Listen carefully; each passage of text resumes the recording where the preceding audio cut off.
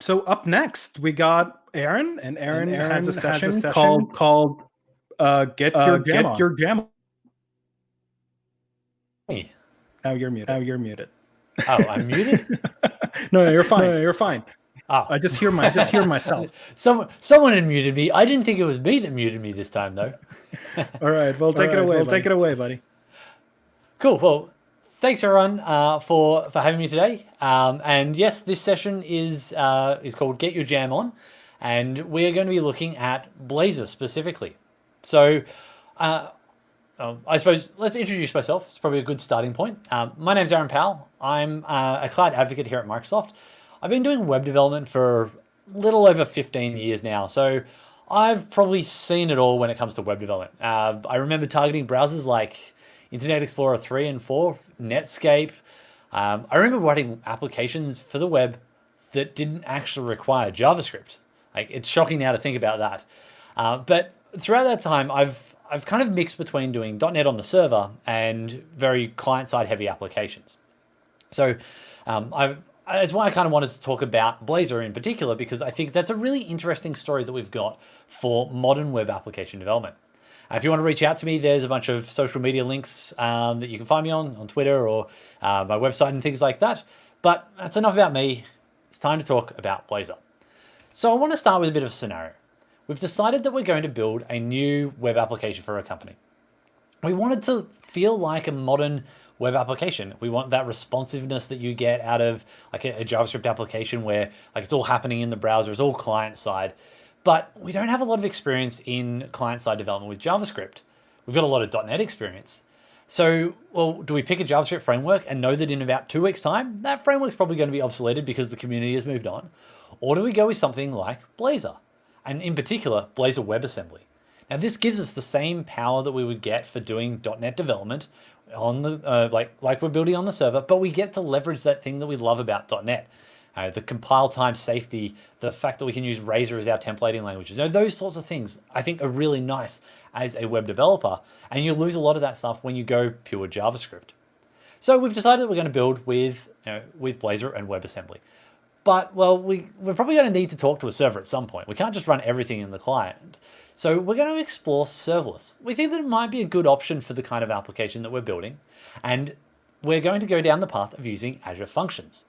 Now, Azure Functions is a way of doing serverless applications in Azure, and Azure Functions has a HTTP trigger endpoint, which means that we can set up something that is going to respond to a HTTP request.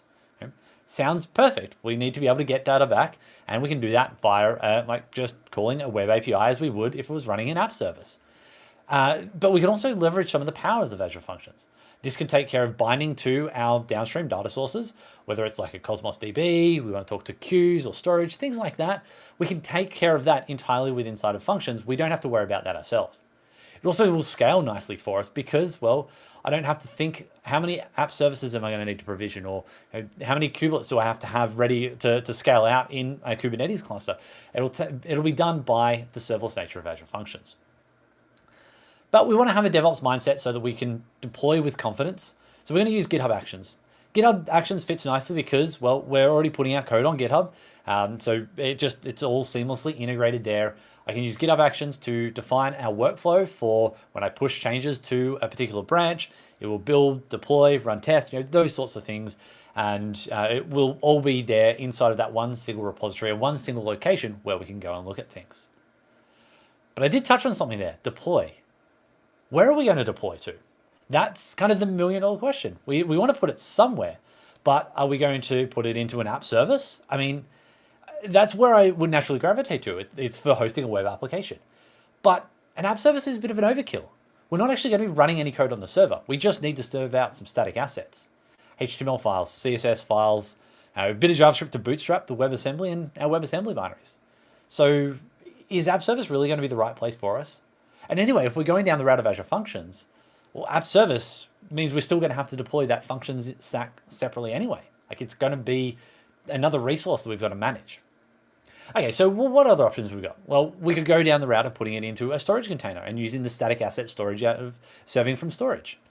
But then I'm going to need to put a CDN in front of that, do SSL management, custom domain. Like that's not provided by storage.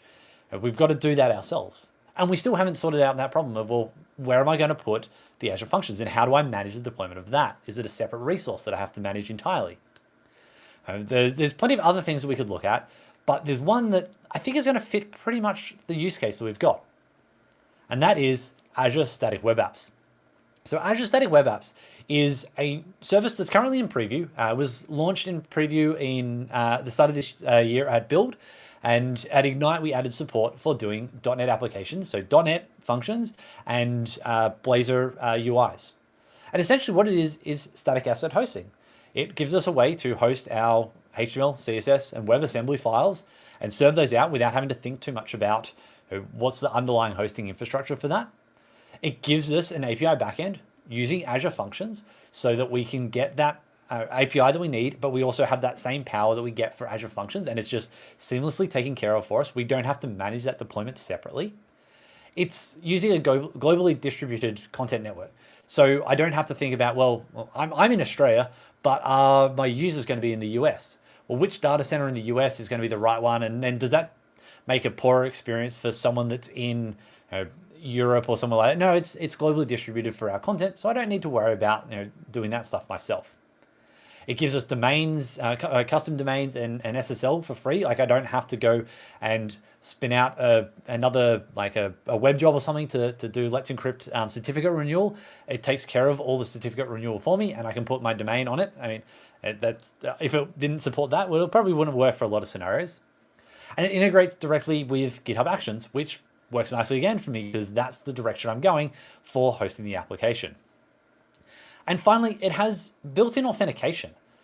Whether you're using Azure AD, GitHub authentication, Twitter, or other social media providers, we get that entirely out of the box with Azure Static Web Apps. So I don't need to go about setting all that stuff up myself. Static Web Apps also supports staging environments through GitHub pull requests. So it fits very nicely for that development workflow that we've got as a team. A colleague is working on a change, they send a pull request into the repo, and normally I would pull down their changes, I would spin up the environment and just like make sure that I didn't have to park anything that I was working on and maybe reset my environment so that I could test their changes before it goes out.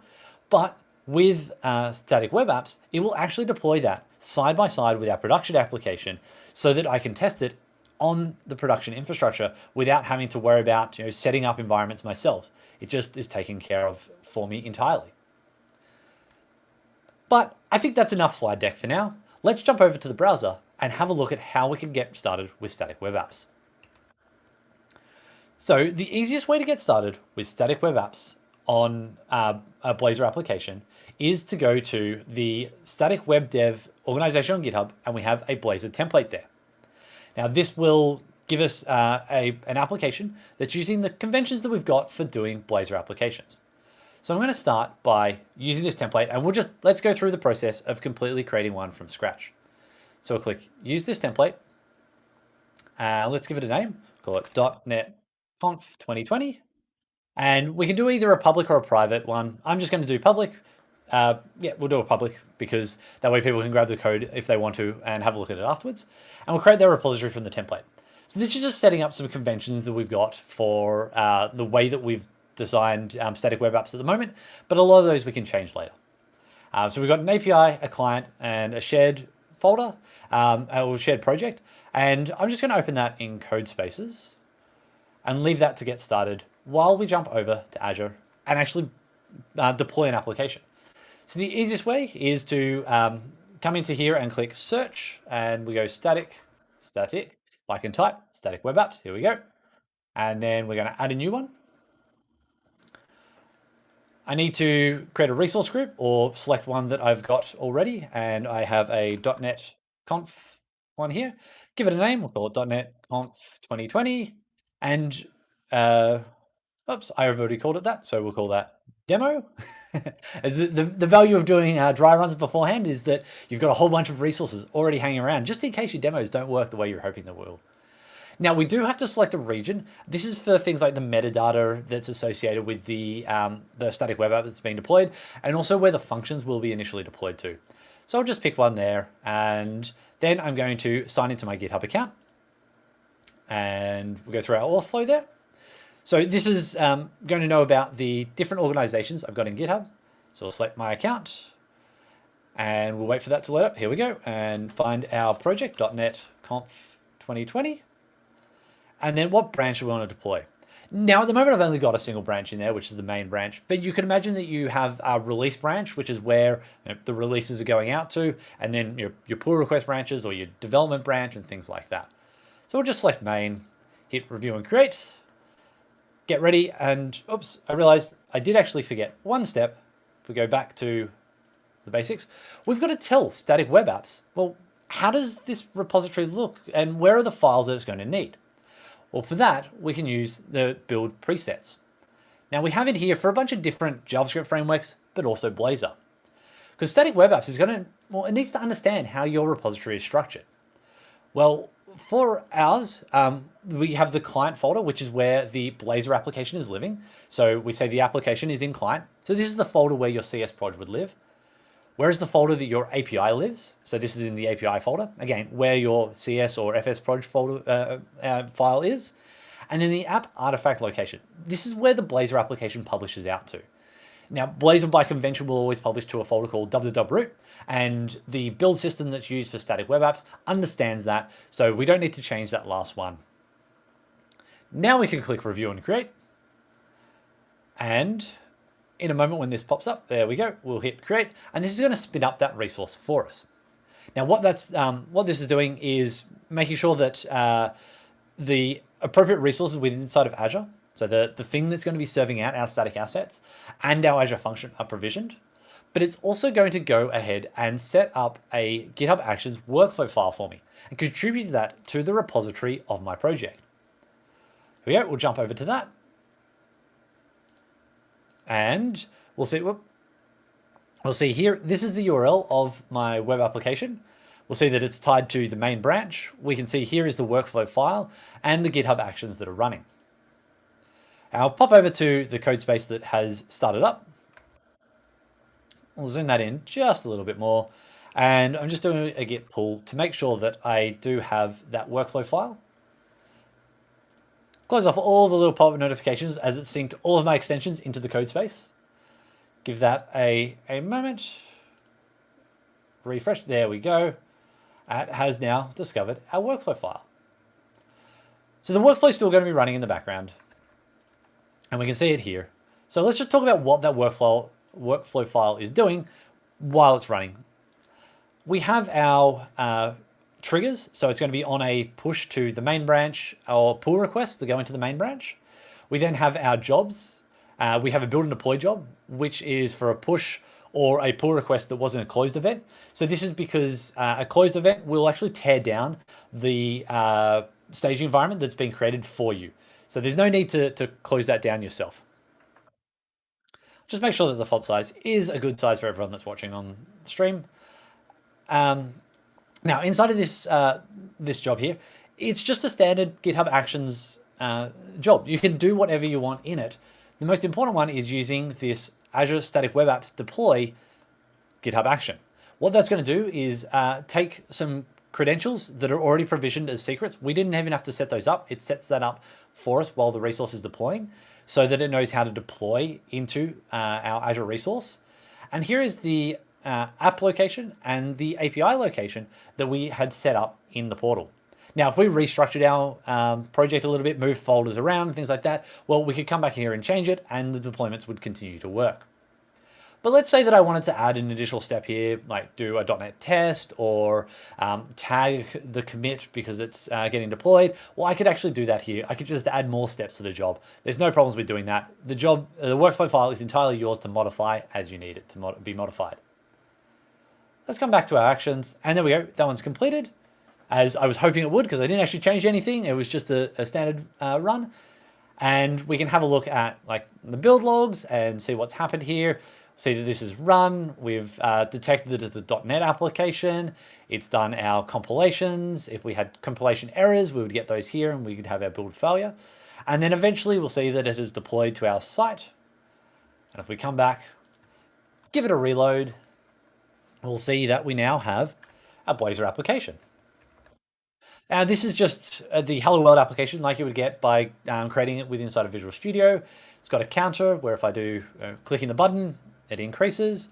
The difference though is that the fetch data, instead of pulling a file from a local reference, it's actually going out to an API endpoint, which we've got here at weather forecast. If we click onto that, we'll see it's going to /API/weather forecast. Now that is the Azure functions that have been deployed in our backend. Let's come in to actually have a look at a bit of the code and maybe let's make a change. So we're going to create a new branch, git checkout -b changes, and we'll come into our client application and let's go to, say, the fetch data page. And let's just put maybe a smiley face onto there. We'll just do some minor changes just to show what happens when we create a pull request and how that deployment happens differently. And we'll also do that change in the API. So come into weather forecasts. At the moment, it's only returning 5 weather locations. Let's bump it up to 10. Now, while this change is going out, we'll have a look into a bit of the code and see if we can find anything specific for static web apps. So let's just add that, git add and git commit, making changes, and we'll push that as changes, and we'll create our own pull request and, well, essentially just pull request back into our own repository. And now we play the waiting game while we see how fast my internet connection wants to be as I try and push up those changes. In fact, it should actually be a whole lot faster because this isn't running on my machine. It's running in the GitHub code spaces. There we go. We can create our pull request. Too easy. So that's going to start a new workflow. That build will happen. We'll see that pop here in a moment in our GitHub pull request information. There it is, saying that those checks are happening. Now, while it's going on, let's have a look at the API itself.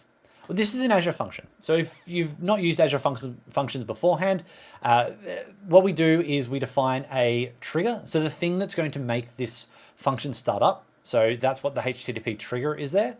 And then we could have bindings, which are other resources that we're pulling in, like connections to Cosmos DB, storage accounts, queues, etc., etc. Inside of this, it's just a bit of dummy code where it's going to generate a range of weather forecast items and then return those as a JSON result back out to the consumer. Inside of fetch-data.razor, this is a Blazor Razor file. We are getting a HTTP client injected. We see at the top, it's just injecting our HTTP client. It's doing get JSON, and we're deserializing that as an array of weather forecasts. Now this file, this type is a shared type. So we'll see that that is in the shared project. So we're able to share stuff client and server still because it's all written in .NET.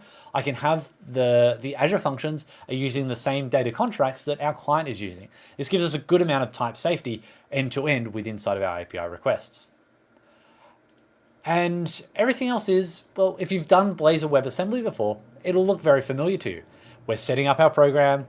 We don't have anything in here specifically that says, hey, this is running in static web apps. You probably want to do this, that, or the other. We're just setting up connections, setting up the application, setting up the base address for where our API is living. We're defining other HTTP services or other dependency injection services we might want to have inside of our application. Okay, let's come over to our pull request and we'll have a look to see if that's done yet. Almost done. And what we'll find is inside of Azure, we have an environments tab. There we go. Oh, it's literally deployed in the time it took me to swap between those tabs. So these environments are all the ones that I've got created for my application at the moment. We'll see that I have my production environment, which is running off the main branch, which I could go to. And then we have our staging environment, which is running off that changes branch, and it's literally just been deployed. So we'll pop that open, and inside of the address bar, we'll notice that it has the pull request ID suffix to it. So this means that this one is specific to that new pull request that has come in and fully independent of anything else. And if we zoom in, come into fetch data, we'll see that we have our lovely smiley face. we're now getting a whole lot of additional results. But if we went to the one which was the production environment, reload that, we'll see that this is still going to have just returning the initial 5. So I've been able to deploy a set of changes that haven't impacted anything that's running in production. There's other things we can do inside of the Azure portal. We can manage configuration, so connection strings, things like that. And we can even do that per environment. So I could swap, so if I was adding like a new API endpoint and that needed to connect to a new Azure service or a new source of some format, I could do that, but only inside of that environment until it rolls into production. Now, this is all well and good, but we've only really looked at a fairly simple application. I want to pop open to another slightly more complex application. And anyone that's been doing Blazor WebAssembly might be familiar with this. This is the Blazing Pizza application. So this is a workshop that exists for learning how to build Blazor applications. And we're in the process of porting this to run on static web apps in WebAssembly in a fully serverless model.